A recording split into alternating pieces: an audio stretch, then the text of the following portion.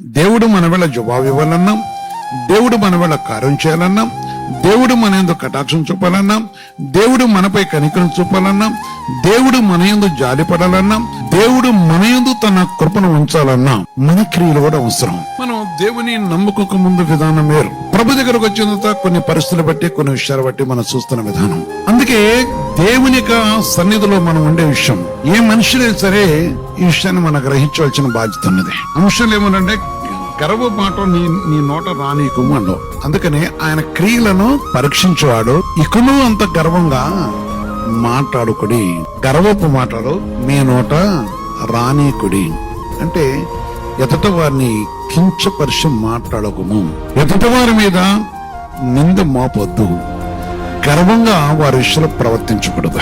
ఆయన పరిశుద్ధమైన మాట గొప్పది, ఆయన కృప గొప్పది.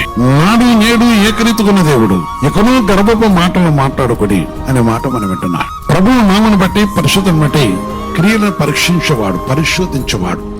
ఏ కుటుంబం అయితే దేవునికి అంగీకారమైన క్రియలు కలిగి ఉంటున్నారో, ఏ కుటుంబం అయితే దేవుని మాట ఎందు నిలిచి ఉంటున్నారో, పరిశుద్ధ దేవుని సన్నిధిలో ఆయన ప్రేమించి, కనికరించి, కటాక్షించి తన కృపను మనం కలగజేసిన వాడు.